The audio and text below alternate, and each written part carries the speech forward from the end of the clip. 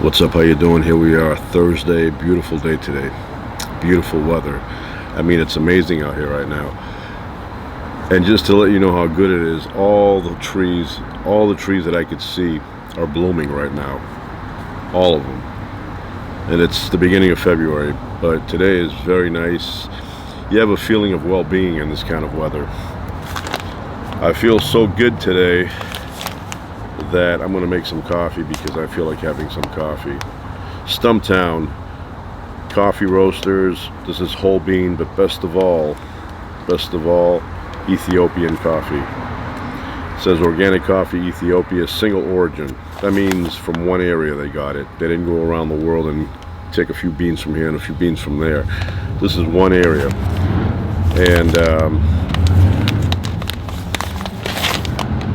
And Ethiopian coffee is like my favorite. They even have a map over here. A map. It's like a treasure map. Let's see if you can take a look at that.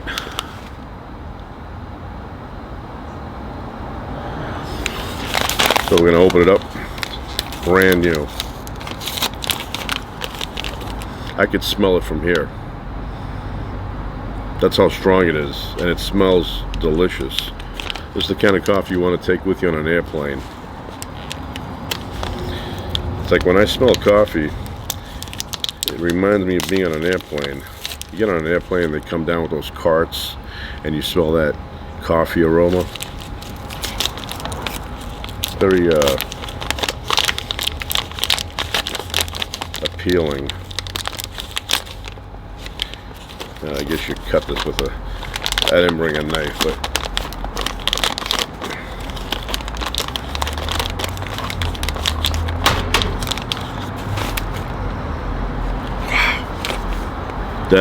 That is perfect coffee. Wow, delicious. So we're gonna grind it up.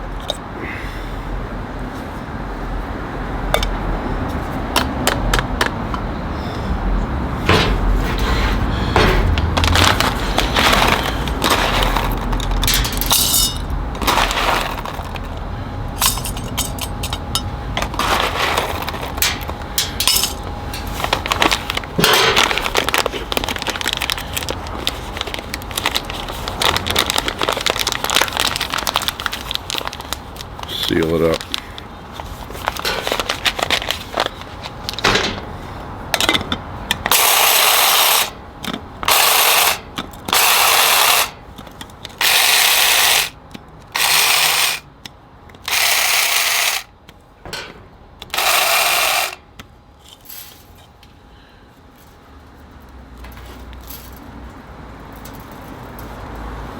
Something is missing.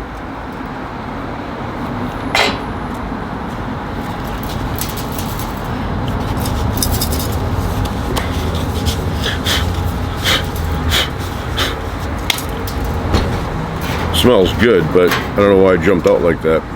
I didn't seal it right. Oh, I see what I didn't do. This cover belongs on the top, and I didn't put that cover on there. Hey, mistakes happen. But now I smell like fresh coffee. Fresh coffee here. And one thing about coffee grinds is that they're great fertilizer for the soil. I was wondering why I was jumping out. I'm going to put a little bit more because some of it fell out.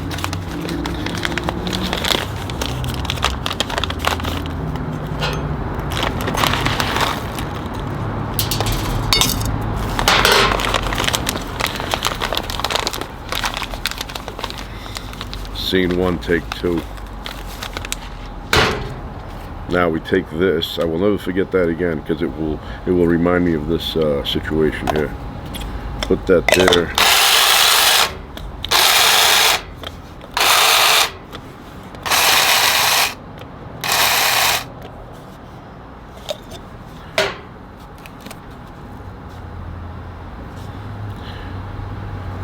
Man, I wish you had some ability to smell this. This is really good smelling coffee. Wow.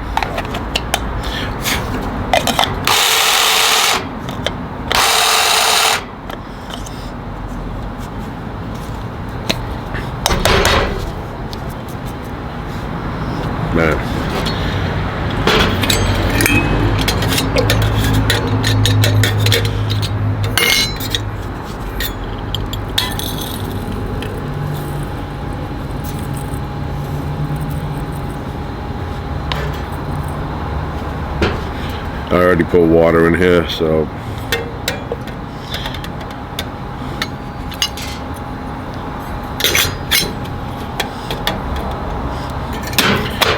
okay, now I will never forget this again.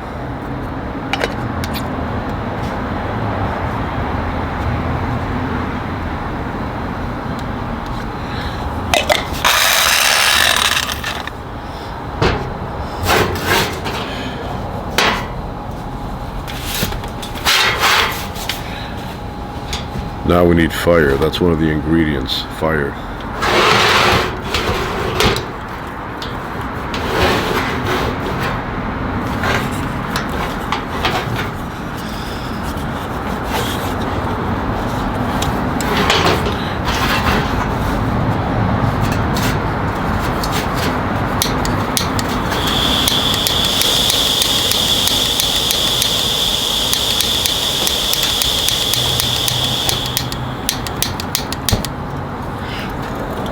It lit.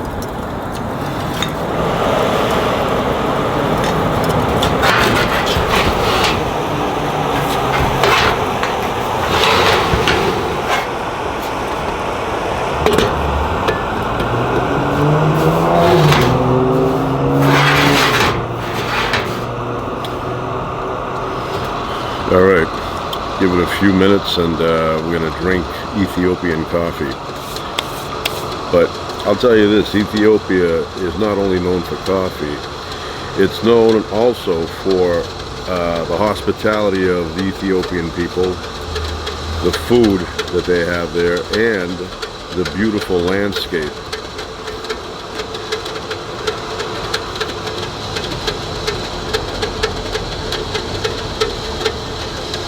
Smells like popcorn being made.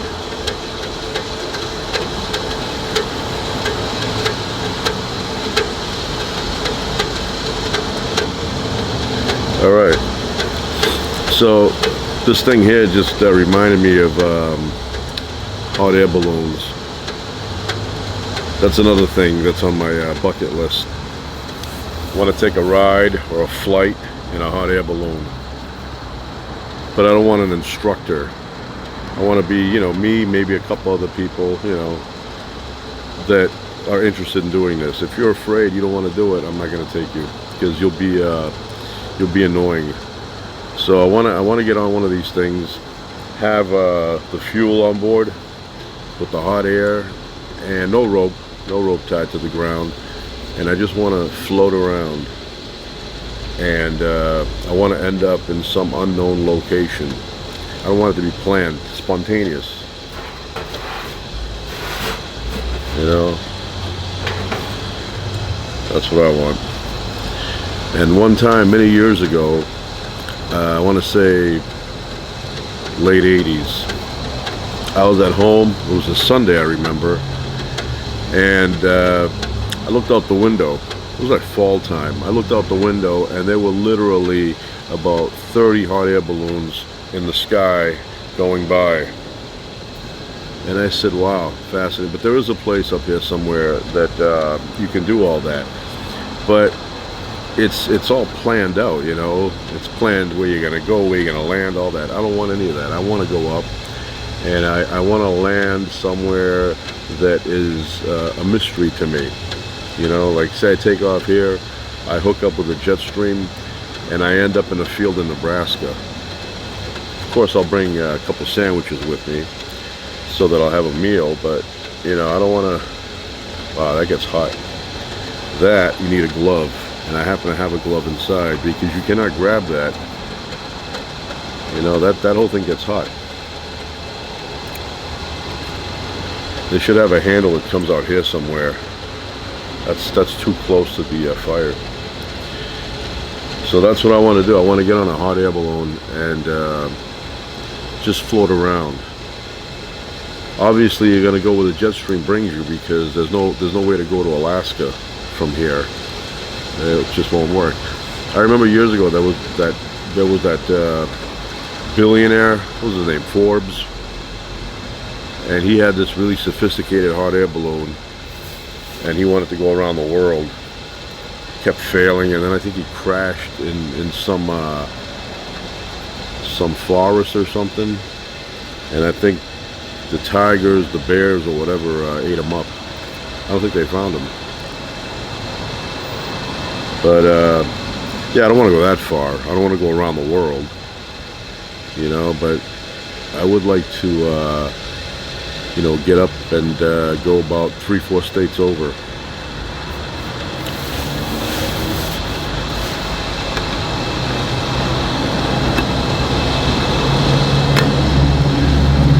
I'm gonna go get my gloves, and I'm gonna get a cup, which I didn't bring out, and by then the coffee should be ready.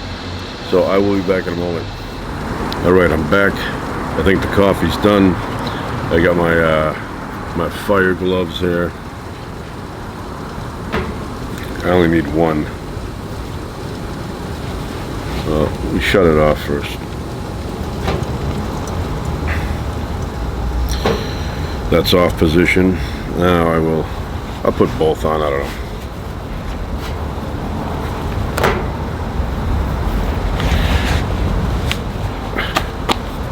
These fit like a glove.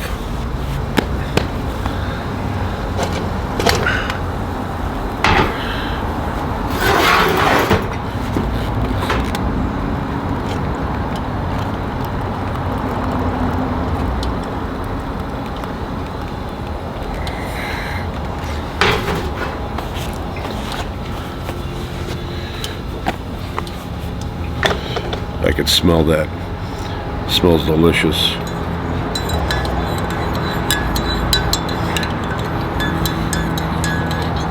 So my ingredients are very simple. 1 teaspoon of sugar and a little bit of milk. That's it. And the rest is coffee and fire. Now I made it with fire, so it's hot, but wow, that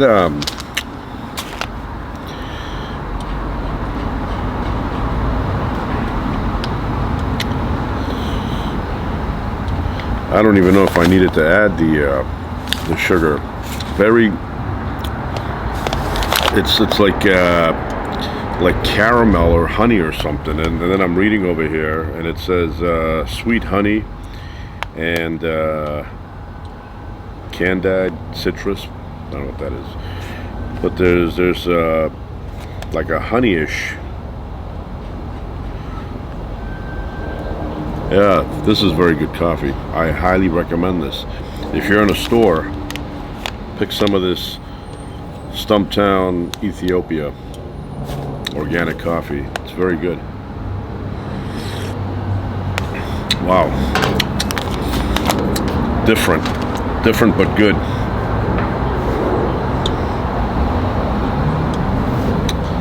So one thing, and I have my special cup here, which in the front it says trust but verify. Trust but verify. That's how you have to live your life. You cannot trust unless you verify. Yeah.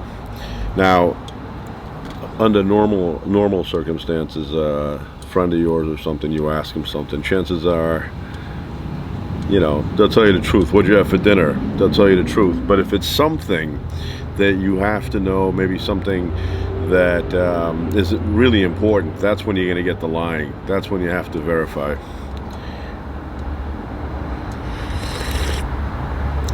Trust no one.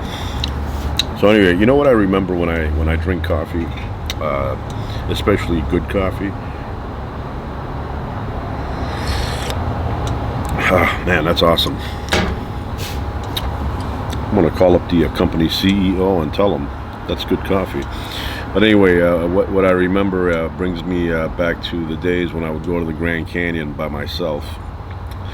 This is before I met my bride and got married many years ago.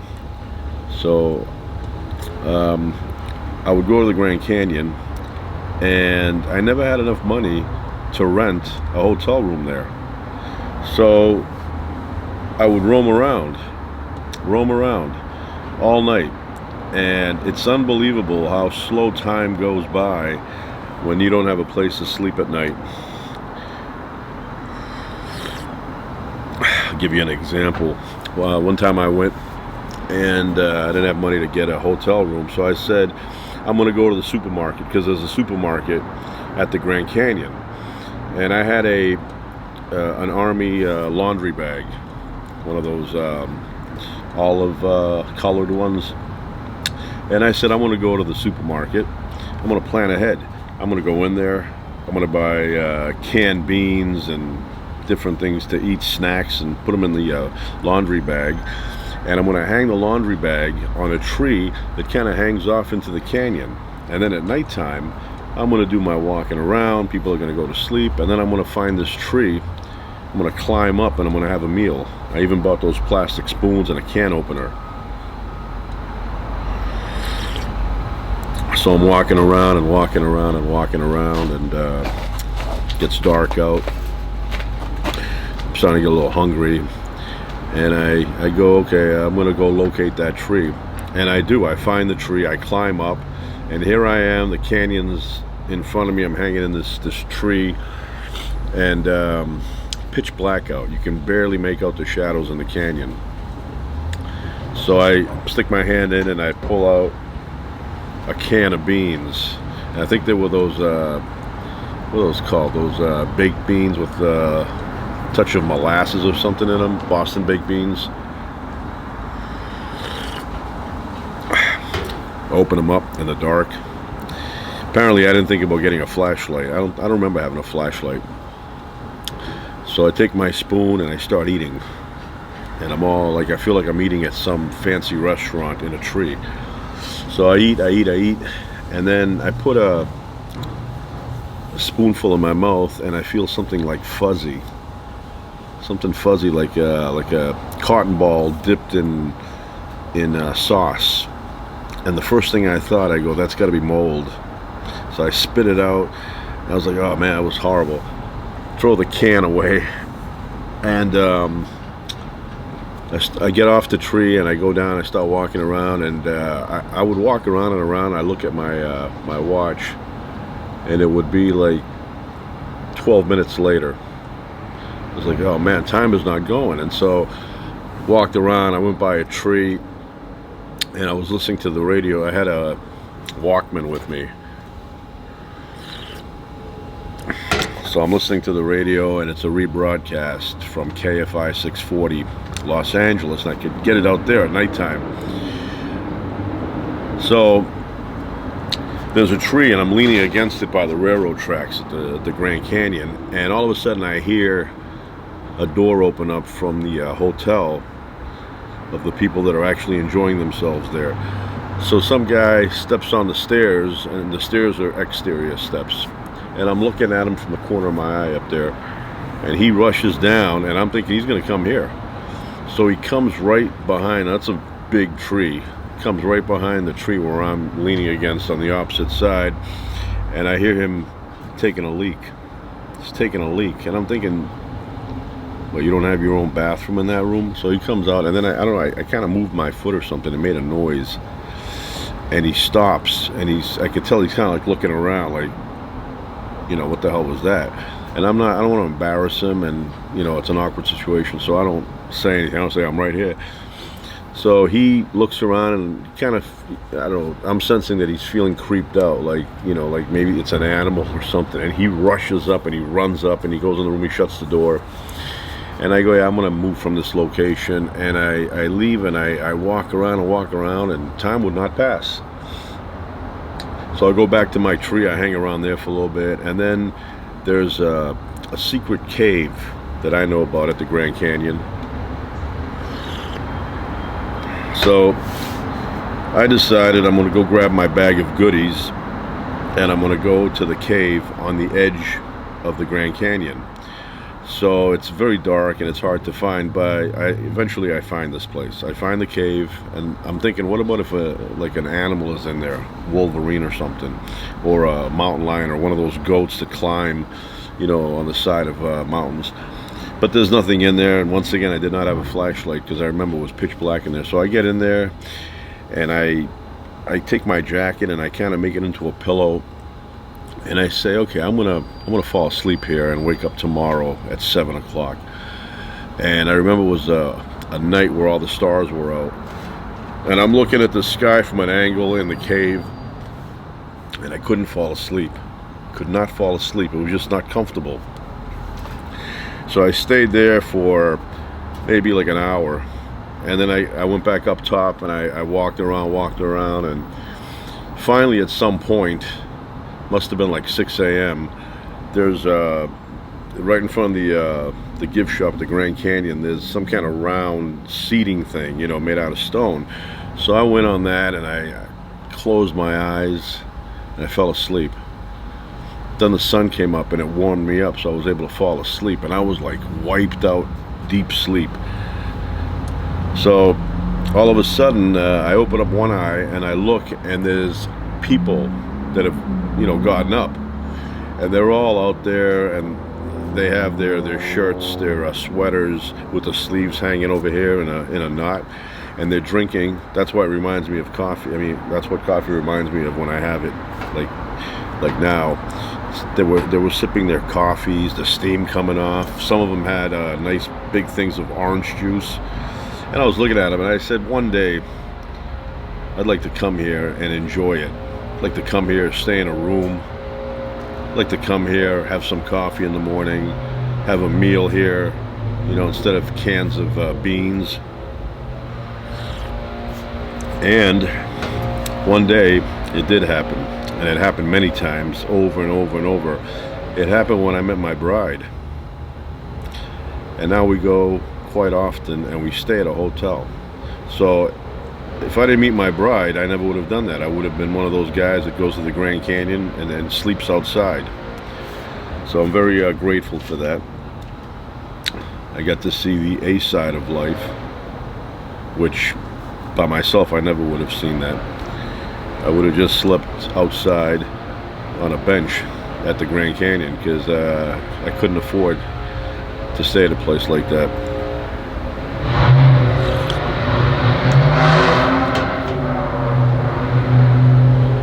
He's going home to his mom, asking for money to get a muffler. So anyway, to continue the story a little bit further,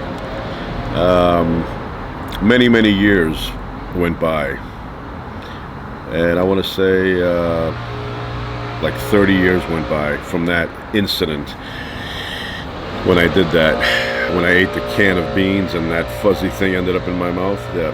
So 30 years later almost, I buy the same brand, and I open it up in the light where I could see what the hell's going on, and I notice that they have something in there that's like butter fat, and when you heat up the beans, that melts and it gives flavor, right? And that's what it was that night that went in my mouth, and I thought it was like some kind of moldy cotton ball. It was just a piece of butter that melts away when you heat it up. It took 30 years, all that time, in that duration of time, I thought that was mold, and I was thinking, how did the mold get inside the can? But now I know it's some kind of butter.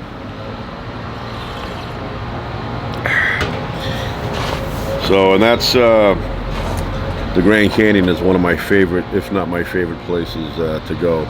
Love going there. We go there often now, and we stay in a hotel, and we eat real food at a restaurant, all because of my bride. So like I said, I'm very very grateful for that, and a lot of other things too.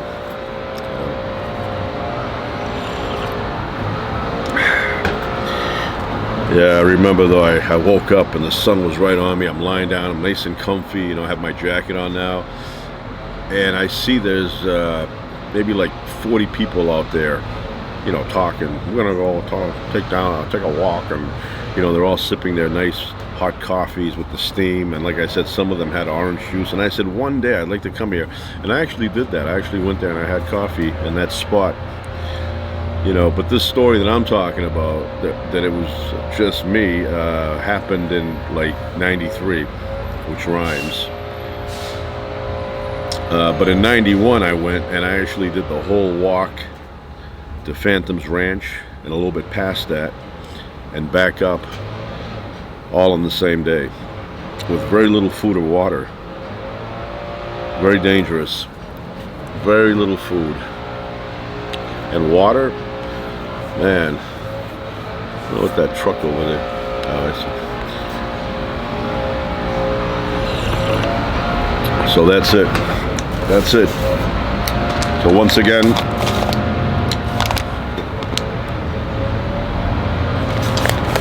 great coffee. Stumptown. Good luck. Has a scorpion there. My daughter, my youngest daughter, she picked up a scorpion at the Grand Canyon in the bookstore at the gift shop there. And she comes up to me and she's holding it. And I thought it was a plastic toy that she found. And she puts it down and it moved. Did the tail thing. And I said, oh, that's real. So I squashed it. Right? I squashed the scorpion. And then we told one of the guys that worked in there, and he thought we were kidding, that a scorpion was in the store. And he came, he looked at it, he goes, oh yeah, he goes, and it was right by the kids' book section. And my daughter grabbed it by the back, the tail, the top, like this. Had she grabbed it from below, like the belly or whatever, you know, that thing would have stung her. Anyway, that's it. I'm gonna finish this coffee and enjoy the weather here.